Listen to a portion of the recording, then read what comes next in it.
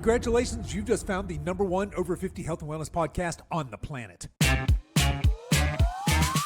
Hello and welcome to the Over 50 Health and Wellness Show. I'm your host, Kevin English. I'm a healthy aging expert and I'm the founder of The Silver Edge, and I am on a mission to help men and women just like you build lean, strong, healthy, amazing, capable bodies they love for the rest of their lives. All right, beautiful people, let me ask you this. Have you ever demolished a giant bag of potato chips and thought, what is wrong with me? Or maybe you crushed a half a sleeve of cookies, or you just destroyed a dessert minutes after finishing a meal that should have left you stuffed. And then you wondered, why am I still hungry? Because if you ever felt that way, I got some news for you here. It might not be your fault. In fact, because here's the deal, some of the smartest scientists in America aren't working on curing disease. They're working on getting you to take one more bite, one more handful, one more sip, one more snack. Because if these big, ginormous food companies can get millions of people to consume just a little bit more, the profits become enormous. Now, before anybody accuses me of wearing my tinfoil hat again, I just want you to hear me out. This isn't a conspiracy theory. This is just a business model. The food industry makes money when people eat, right? That's obvious. But more importantly, it makes money when people eat more. Nobody at these big, ginormous, major food companies are getting bonuses because customers leave feeling satisfied and stop buying their products. They get rewarded when sales go up. They get rewarded when consumption goes up, when customers come back for more, when they get repeat customers. And that's where things get really interesting. Because if you've struggled with cravings, if you've struggled with portion control, if you've struggled to lose weight, if you've struggled with food noise, or if you've ever felt like food has way too much power over you, there might be a reason, in fact, a very intentional reason. Because look at it this way. Your grandmother wasn't battling birthday cake flavored protein bars. She wasn't walking through a grocery store with 37 different varieties of cheese crackers competing for her attention. She wasn't being bombarded by food advertisements every time she opened her phone. She wasn't surrounded by products engineered by teams of PhD chemists whose job it was to make food as irresistible as humanly possible. But you and I are. And the result? Americans are now eating more than ever. We're snacking more than ever. We're struggling with obesity more than ever. And we're spending trillions of dollars trying to solve a problem that might have been created by the food environment itself. So today what I want to do is I want to pull back the curtain on the modern food industry. We're going to talk about why you're hungry all the time, why cravings feel so powerful, why ultra-processed foods seem impossible to resist, and most importantly, how to become the kind of person the food industry hates. A person who's satisfied, a person who's in control, a person who eats real food and doesn't spend their entire day thinking about the next snack. Because here's the truth, the food industry wins when you stay hungry, and you win when you take your power back. So people, whip up your protein smoothies and let's dive in. Okay, so let's start with a simple truth that most people never think about, and it's this. The food industry is not in the nutrition business. It's in the consumption business. Now, that's not meant to be a shocking statement, but it is a reality, right? It's just a fact. Every publicly traded food company on the planet is judged by one thing and one thing only, and that's profit. It's growth. It's more sales. It's more customers, more consumption, more revenue. And this is quarter after quarter after quarter, year after year. And here's why that's so important, because once you kind of see how this game is scored, you understand how the game is played. But think about this. If you owned a food company and sold food, what would be your dream customer? Would it be somebody who eats a healthy breakfast and a lunch and a dinner and then feels satisfied for the rest of the day? Probably not. Your dream customer would be somebody who keeps coming back. Someone who consumes frequently, someone who actually craves your products, someone who buys them again and again and again, because every extra purchase creates more profit. And look, I'm not saying food companies are evil. They're just businesses, and they're doing exactly what businesses are designed to do. The problem is that what is profitable for them isn't always so beneficial for me and you, because from a business perspective, hunger is an opportunity, and satisfaction is the enemy. Think about this for a second. If you eat a steak and a baked potato and some veggies, you're probably completely satisfied for the next few hours. That's great for your health, but it's not great for sales volume. If, on the other hand, you eat a big old bag of chips and you find yourself rummaging through the pantry an hour later looking for something yummy to eat, now we're talking. That's a much better customer. And that's why one of the biggest mindset shifts I want you to make is this. The food industry does not get paid when you're nourished. It gets paid when you're hungry again. So once you see that, I think a lot of things start to fall into place, start to make a little bit of sense here. Why are there candy bars at the checkout line? Why are there these ginormous soda displays in front of every convenience stores? Why are there advertisements for food everywhere you look? Why do food companies spend billions of dollars marketing products that nutrition experts wouldn't touch with a 10-foot pole? Because look, eating isn't enough. They need you to eat more. And here's what's really fascinating. The average American today consumes hundreds more calories per day than people did just a couple of generations ago. Yet, despite eating more food, most people feel less satisfied. We're less nourished and we're hungrier than ever. So how is this possible? How can we be eating more and still be hungrier than ever? And it's because I think hunger isn't simply about calories, it's about biology. And modern food companies have become extraordinarily good at creating products that stimulate appetite without creating any lasting satisfaction. In other words, they're selling addictive food-like products that keep you coming back for more. Now, before somebody starts thinking, yeah, well, these people just need more willpower, let me hold up. Let's pull this apart a minute here. Because you're right, willpower matters. Personal responsibility matters. But if you're trying to lose weight or improve your health, you need to understand this. You're not fighting your grandmother's kitchen anymore. You're fighting a multi-billion-dollar industry filled with food scientists and marketing experts and psychologists and consumer behavior specialists whose job it is to get you to consume more. That's the playing field. And I think once you get that, you can kind of give yourself a break. You can stop believing that you're broken or that you're weak or that you just don't have the willpower. And instead, you can start asking a much better question. And that's this. How exactly are these companies getting me to eat more? So let's think about it this way. When was the last time you saw someone leave the house without food? I mean, seriously, I'm saying that kind of tongue in cheek, but seriously, people today travel with snacks like they're preparing for a wilderness expedition. Look, we've got, and I'm guilty too, right? We've got protein bars and trail mix and crackers and beef jerky and protein cookies and protein chips and protein cereal. We got protein brownies. We got protein, whatever the heck we're calling food now. I mean, think of it this way. Kellogg just came out with a protein Pop-Tart, for crying out loud.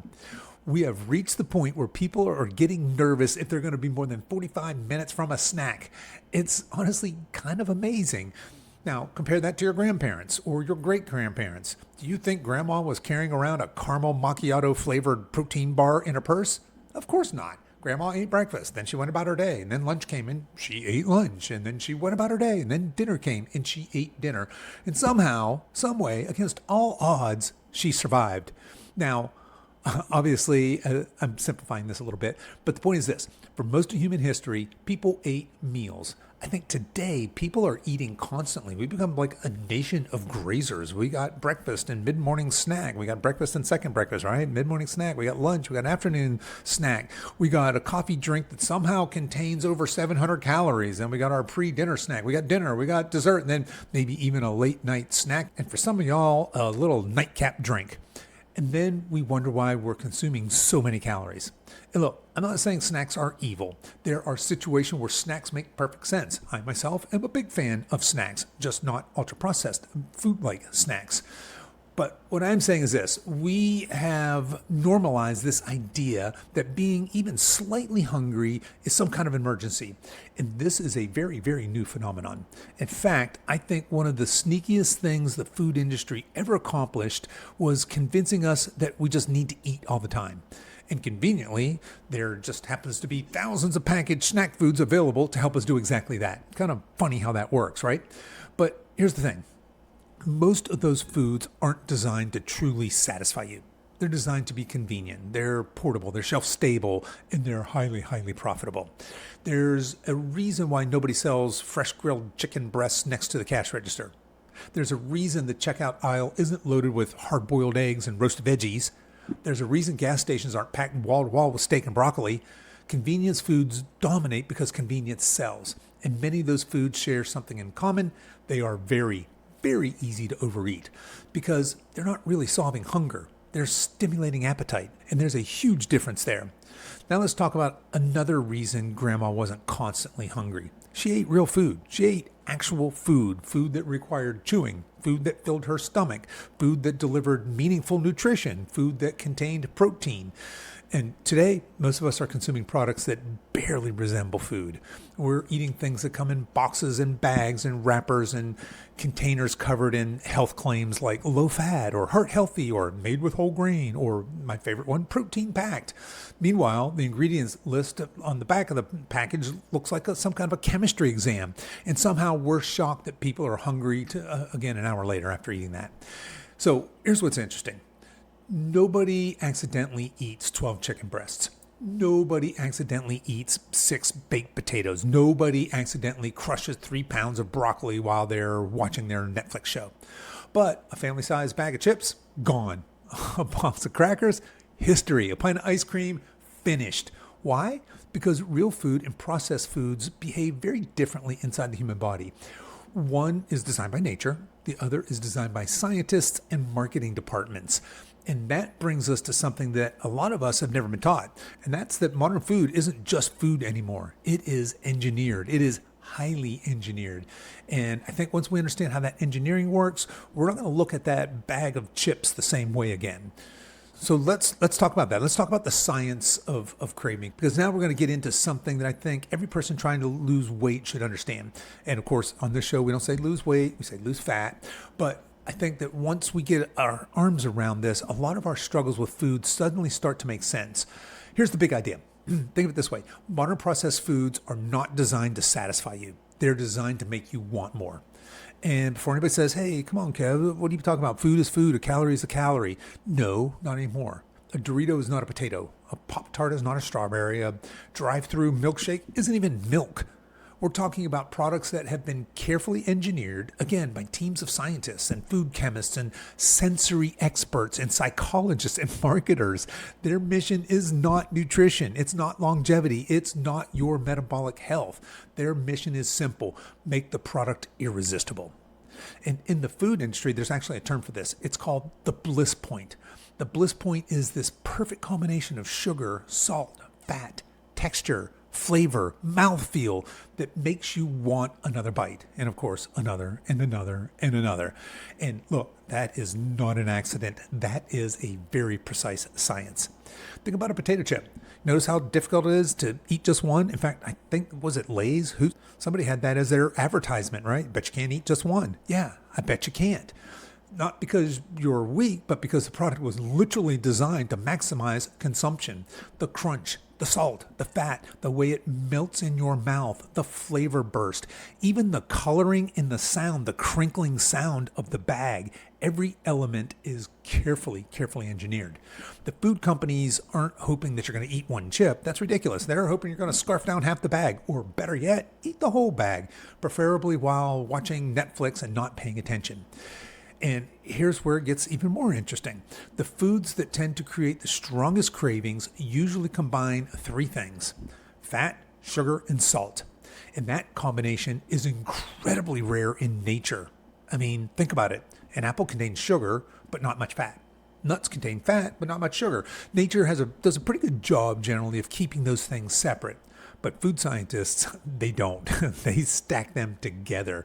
And when you combine sugar, fat, and salt in just the right proportions, you create something your brain has a very hard time resisting. Your brain basically lights up like a Christmas tree, and that leads to craving. That leads to what we like to call hyperpalatable food. So there's this concept of hyperpalatability, which is basically just a fancy way of saying this food tastes way better than real food. And you guys know exactly what I'm talking about. Nobody says, you know what sounds amazing right now? A plain baked potato. But people will drive across town at 10:30 p.m. because they're craving a cookie, right? That's hyperpalatability. The food has been engineered to create a level of reward that real food just simply can't compete with. And the more hyperpalatable foods you eat, the more ordinary foods start feeling boring. Suddenly, strawberries aren't sweet enough. Chicken isn't flavorful enough. Vegetables seem disappointing, not because those foods changed, but because your taste buds got hijacked. And this reminds me of one of my all-time favorite studies in nutrition here. So basically, this was a study where they took two groups of people, and they actually had them, they locked them in. So this was, I think they were 2 weeks in each of these cohorts, but basically they locked them in. And subjects had access to breakfast, lunch, dinner, and I think a couple of snacks. In one group, they got all whole foods. In the other group, they got all processed and ultra-processed foods.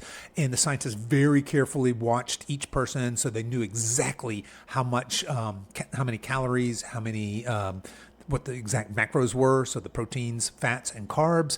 And each meal was designed to be the same. So, for example, breakfast in the whole foods would be, say, 500 calories, and it would have X number of grams of protein, X number of grams of carbohydrate and fats, and then the ultra-processed one matched that. Now, here's the trick.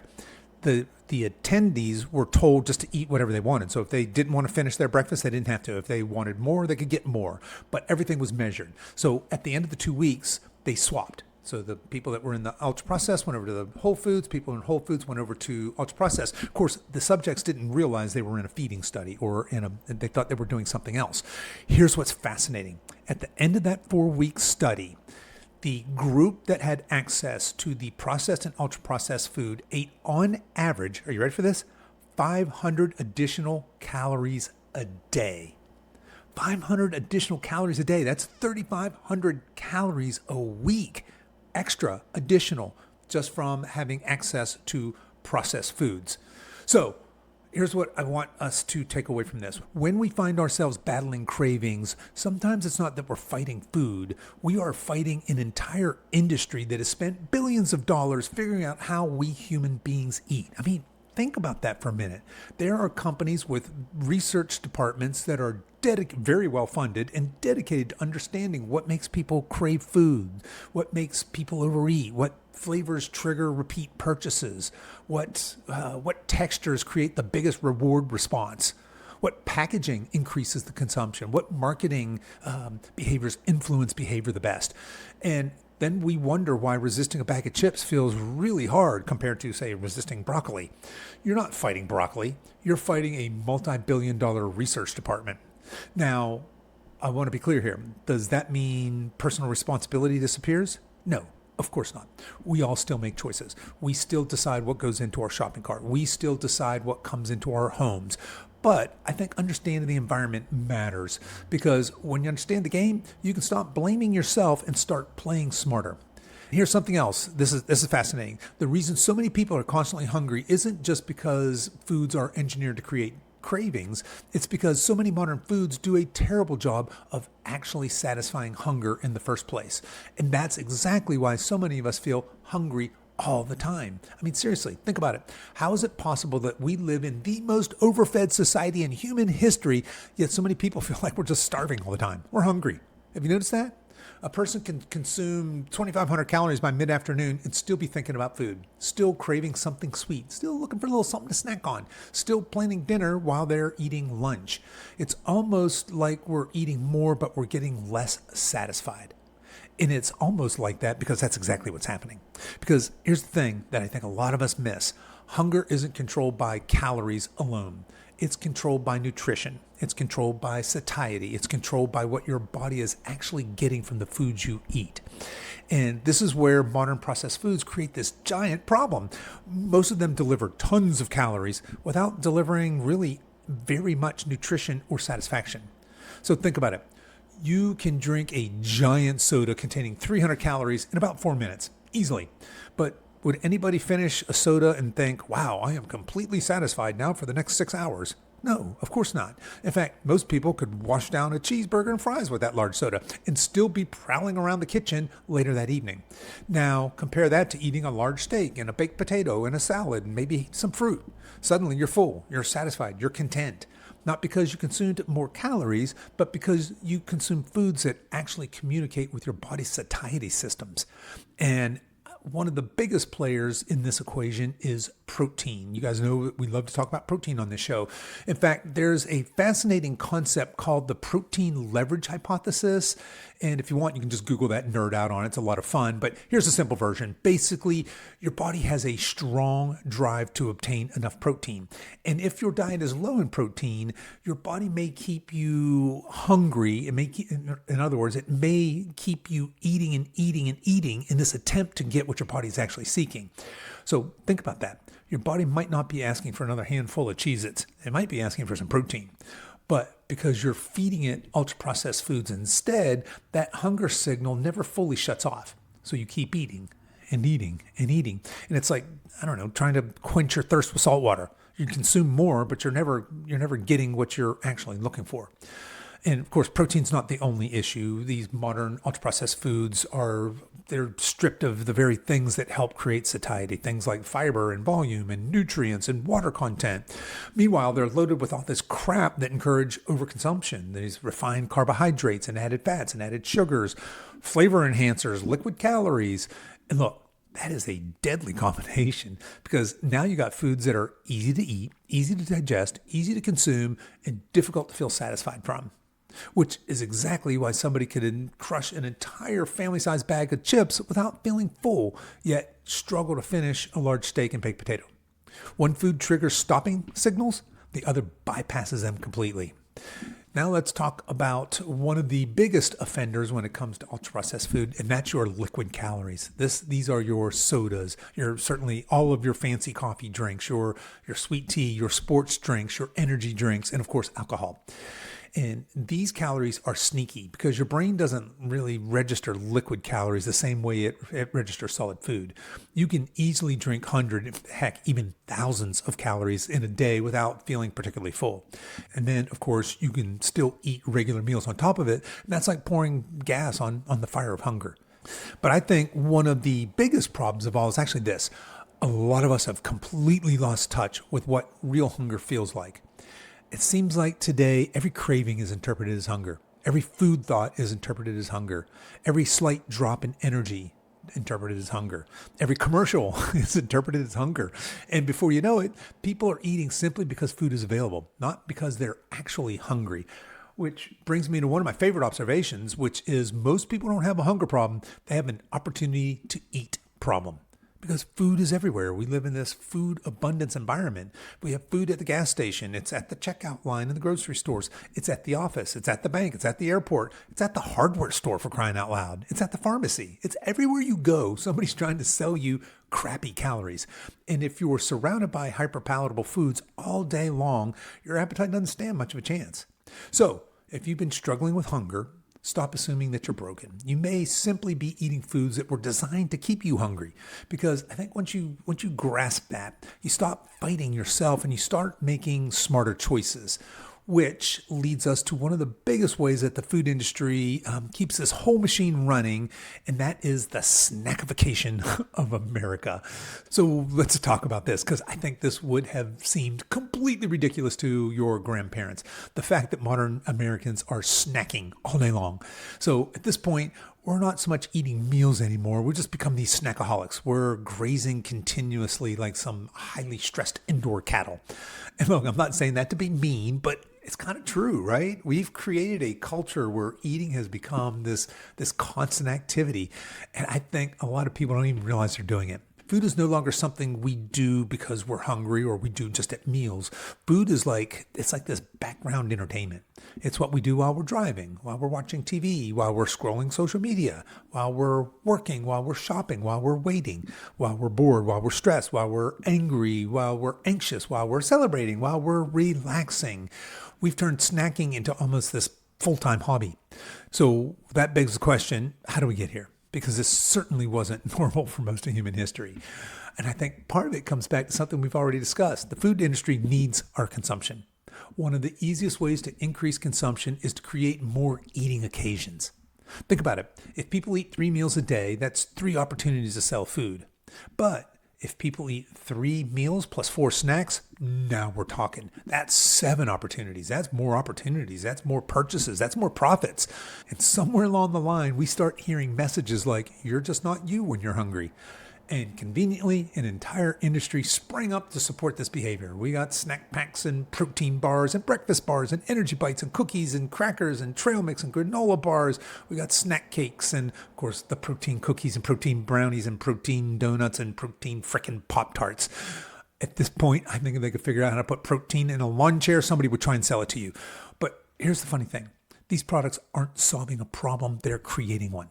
Because every time you eat, you stimulate appetite pathways. Every time you eat, insulin rises. Every time you eat, you're reinforcing the habit of constant consumption. And if you're eating foods that aren't particularly filling, you end up trapped in this cycle where you're always looking for the next thing to eat. Now, don't misunderstand me. I'm not saying that snacks are inherently bad. Like I said, I'm a huge fan of snacks, but my snacks are usually going to look like, say, cottage cheese with blueberries or a tin of sardines with an apple. Now, there are absolutely situations where a quick snack makes sense. Maybe you're traveling, maybe you're an athlete, maybe your schedule requires it. That's fine. The problem is when processed snacks become the norm instead of the exception. Because here's what I see all the time with clients. Somebody will say something like this, Kev, I'm hungry all day long. And then we look at their food log and they're eating every 90 minutes. And what they're eating is just complete and total crap. And their body never has a chance to really settle down. They're constantly stimulating appetite and stimulating their appetite and chasing these cravings and constantly thinking about food. That's the food noise, right? But then we switch them to just protein-rich meals built around real food. And suddenly something amazing happens. That food noise starts to disappear. They're not thinking about food all day. They don't have that constant craving for snacks. They're not hunting through the pantry. They're not hunting for snacks. They're not standing in front of the pantry negotiating with a box of Cheez-Its. They're satisfied. Imagine that. Now, here's another thing. Most people think they're eating because they're hungry. But often they're eating because food is just available, because food is visible, because food is convenient, because food is marketed, because food is expected. And in many cases, what we call hunger is simply, it's food exposure. You walk into Costco and suddenly you're hungry. You pass a bakery and suddenly you're hungry. You smell popcorn when you walk into the movie theater, suddenly you're hungry. Kind of funny how that works, right? And that's why I said most people don't have a hunger problem. We have an opportunity to eat problem. And that's because processed food is everywhere, as in everywhere. And if you're constantly surrounded by a highly engineered, highly rewarding food, it's very difficult to eat like your grandparents did. But here's the good news. Once you recognize the game, you can stop playing it because the solution isn't complicated. It's eat real meals and prioritize protein. Allow yourself to actually feel satisfied. Stop treating every passing craving like a 5-alarm emergency because, believe it or not, you might not need another snack. You might just need food that actually fills you up. And that brings us to one of the biggest nutritional problems I see in this age demographic, those of us over 50, and that's that we're under-eating the one nutrient that controls hunger better than anything else. Of course, that is protein. So most people are eating plenty of food, but they're not eating enough protein. And the crazy part is most people have no idea. They think that they're eating a high protein diet because maybe they had some peanut butter on toast for breakfast and a handful of almonds in the afternoon. Meanwhile, they're struggling with things like constant hunger and cravings and low energy and probably muscle loss and slow metabolism and probably difficulty losing body fat. And then they're wondering why. But here's the thing. Protein plays by a completely different set of rules than carbohydrates and fats. Protein is the king of satiety, meaning it helps you feel full and satisfied. It signals that you're done eating. I think you know that intuitively, right? That feeling when you finish a big steak and some potatoes and vegetables, you think, "Oof, I don't need to eat until tomorrow." That's satiety. Now compare that with eating a giant bowl of cereal. You finish, and an hour later, you're standing in the kitchen wondering what else is available because you're hungry again.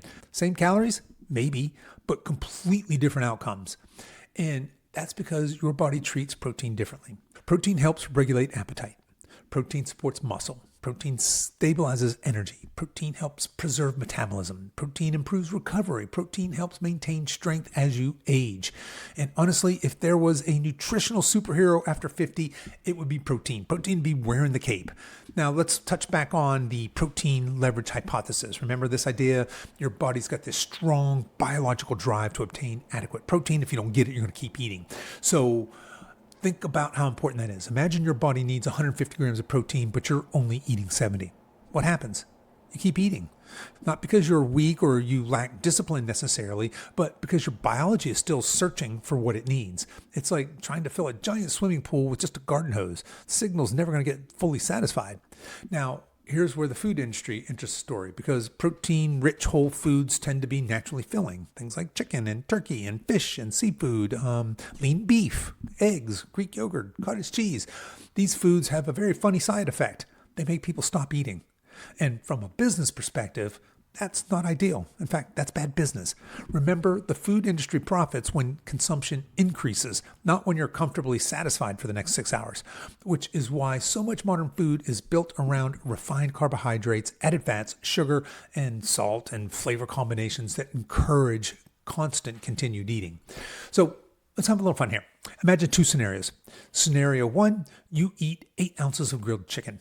Scenario 2, you eat 8 ounces of cheese crackers. Which one are you more likely to continue eating? Yeah, exactly. Nobody accidentally eats 4 chicken breasts while they're watching Netflix, but people accidentally crush an entire box of crackers all the time. That's not a character flaw. That's the nature of the foods. One promotes satiety, the other promotes consumption. And we see this all the time here at the Silver Edge. We'll have a new client come in and they'll say something like, no, I eat plenty of protein. I say, oh, okay, well, tell me what you eat in a day. And so we start to walk through their nutrition in a day. The breakfast might be bagel and a coffee. Lunch is probably a sandwich or maybe a salad. And then afternoon, we're going to have a snack of a couple handfuls of pretzels or something. And dinner is going to typically be, maybe that is a protein and a starch and a veggie. But then we add up the total protein and it's like 60 grams of protein. And then what we do is for these folks, is we gradually increase their protein. Maybe we swap out that bagel for eggs at breakfast and we have some chicken or some fish at lunch and that protein focused dinner and maybe a little Greek yogurt or some cottage cheese for our snacks. And then suddenly something remarkable happens. Their cravings drop, their hunger drops, their energy improves, and their body composition starts changing. They stop feeling like they're fighting food all day long. It's almost like the body finally got what it was asking for. Imagine that. Now, here's the deal. The average person over 50 isn't suffering from a calorie deficiency. Most of us aren't. We're suffering from a protein deficiency. We're overfed, but we're undernourished. And that combination creates this perfect storm. More hunger, more snacking, more cravings, more muscle loss, more fat gain, more frustration. So if you don't take anything away from this episode, I want you just to remember this. Your body may not be asking for more food. It might be asking for more protein. And I think that once you grasp this, you start becoming a very different kind of consumer. Which brings me to the final shift I want to talk about today here. How to become the kind of person that the food industry absolutely loathes. Kind of person who's difficult to market to. So how do we do that? How do we become hard to market to? Seriously, think about how much money, like billions upon billions of dollars, are spent every year trying to influence your behavior. We have food advertisement. We got fast food commercials. We got snack food marketing. We got restaurant promotions. Got social media influencers. We got celebrity endorsements. We got limited time offers. We got buy one, get one free. We got, of course, super size, right? You can't forget that. Family size, value meal, combo meal deals, all of it. Everywhere you turn, somebody is trying to convince you to eat something that's probably not very good for you. And here's the ugly reality of this. The easier you are to influence, the more profitable you become. But the moment you start eating intentionally, even just a little bit intentionally, the moment you start understanding how this game works, something really interesting starts to happen. You become a terrible customer. And I mean that as a compliment, because healthy people are terrible customers. Think about it. If you eat mostly real whole food, what happens? You buy fewer snack foods. Fewer crappy convenient foods, fewer impulse purchases, fewer quote-unquote healthy products with cartoon health claims on the packaging. And you spend less time wandering the center aisles of the grocery store. You stop getting emotionally manipulated by marketing. You become difficult to influence. And honestly, that's a superpower. That's the hack. I mean, we see it with clients all the time. I see it all around me. People are convinced that they need some sort of a hack, some new supplement, a new protein bar, a new metabolism booster, a new superfood powder, a new fat-burning tea, a new miracle solution, because that's what marketing's trained them to believe. And then, of course, our philosophy, we just want to simplify everything. Eat protein, eat some veggies, eat some fruits, some nuts and seeds, eat whole foods, throw in some strength training, maybe go for a walk and get some decent sleep. And suddenly people are realizing like, oh, this isn't nearly as complicated as I thought. Exactly, because complexity sells, confusion sells, dependence sells, simplicity does not sell. Nobody's getting rich telling people, go eat some eggs, go for a walk, lift some weights, get 8 hours of sleep, maybe drink some water. Those things work, they're just not particularly profitable. And that's why I think one of the most important questions you can ask yourself is this: am I eating food or am I eating marketing? Because there's a big difference. Real food doesn't need a commercial. An apple doesn't need an influencer. Eggs don't need a celebrity endorsement, although we did have the incredible edible egg jingle back in whenever that was, the 70s, I think. But think about it. A sweet potato doesn't need any flashy packaging, and a chicken thigh doesn't need a mascot. Real food has survived for hundreds of thousands of years without a marketing department. So here's what to do. I want you to start shopping like a skeptic, not necessarily a cynic, although it's easy to be that, but as a skeptic. So when you see the package screaming healthy on it, ask questions. When you see heart healthy on the package, ask questions. When you see all natural, ask questions. Because food companies have become masters at selling health halos. They know that we want health. They just don't necessarily want to sell health because it's not very profitable. And I think once you understand that, you can stop buying products because of the front of the package and you start evaluating them based on what the food actually is. So here's the deal. Here's my simple formula for becoming hard to market to. Eat real food. Eat food your great-grandparents would recognize. Prioritize protein. Cook more meals at home. Read ingredient labels. Support local farmers where you can. Shop the perimeter of your grocery store. Drink water. And stop looking for nutritional loopholes and hacks. Because here's the funny thing. The food industry desperately wants nutrition to be complicated. The more complicated it feels, the more products they can sell you. But health really isn't that complicated. It's not necessarily easy, but it's not complicated. And the beautiful thing is that once you start eating this way, a lot of the food industry's power over you just begins to disappear. Cravings decrease, hunger decreases, food noise decreases, impulse buying decreases. And maybe for the first time in years, you feel like you're in control again. That, my friend, is freedom. Not freedom from food, but freedom from manipulation. Freedom from constantly thinking about food, freedom from feeling like you're losing this battle every single day. Because at the end of the day, this episode's not about food, it's not about calories, it's not even about fat loss. It's about taking your power back. So let's bring this home here. For years, many people have been blaming themselves for this problem they didn't fully understand. They've looked in the mirror and they said, I must not have enough willpower, or maybe I must be lazy, or gosh, I got no self-control, or maybe there's something wrong with me, maybe I'm broken. Meanwhile, they're out there trying to navigate a food environment that has been very carefully engineered and very well funded to make you overeat. This is a food environment where cravings are profitable, where snacking is profitable, where overeating is profitable, where confusion is profitable, where dependency is profitable. So here's what I want you to take away. You're not crazy. At least I hope you're not. You're not weak. And again, I hope you're not, right? And for those of you that struggle with food cravings and food noise, you're probably not nearly as broken as you've been led to believe. The deck's just been stacked against you. Not because anybody hates you, not because there's this conspiracy against you, but because consumption drives profits. And I think once you understand that, everything else changes. You stop making this a character issue and you start making it an awareness issue, because awareness creates options and options create freedom. So let me be really clear. The goal of today's episode, of course, is not to make you afraid of food. Food is one of life's great pleasures. I love good food and I want you to enjoy good food. This isn't about perfection. It's not about never having dessert. It's not about carrying around a food scale and becoming that annoying person that nobody wants to sit next to at the barbecue. That's not the goal. The goal is to stop being manipulated. The goal is to stop sleepwalking through a food environment designed to extract as many dollars and as many calories as possible. The goal is to become intentional, to understand the game, and then to choose to play by a different set of rules. Eat real food, prioritize protein, cook more, snack less, read labels, support local farmers when you can, and most importantly, start trusting your biology more than you trust somebody's marketing department, because your body is incredibly intelligent. Given the right inputs, it knows exactly what to do. It wants health. It wants vitality. It wants strength. It wants energy. The problem is that modern food companies have gotten really, really good at drowning out those signals. Your job is simply to reconnect with them.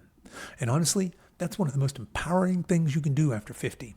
Not another diet, not another cleanse, not another miracle supplement. Just learning how to eat in a way that works with your biology instead of against it.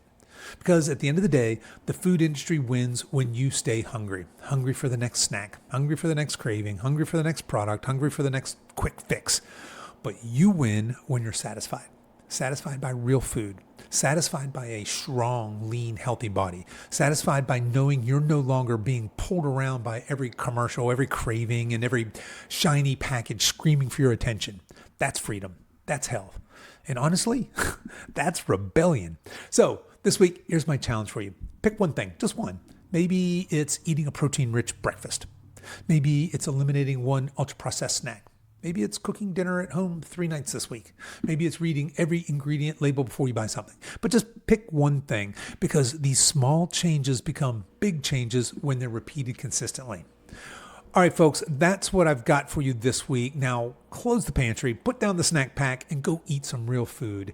And go become the kind of person the food industry hates, and that's a healthy one. Okay, that's our show for today, folks. If you are over 50 and you feel frustrated or stuck and you want a clear plan, I invite you to book a free clarity call with me. You can find the link to learn more in the show notes for this episode. You guys can find that on whatever app you're listening to this on, or head over to silveredgefitness.com/426. As we wrap up our time together today, you can show your support for this show in 2 important ways. The first is to tell a friend about this podcast and encourage them to give it a listen. The second is for you YouTube folks to click the like and subscribe buttons, and for you podcast folks to please give this podcast a 5-star review on whatever platform you listen to podcasts on, and be sure to subscribe and follow so you don't miss any future episodes. I really appreciate you spending your time with me today, and until next time, stay strong.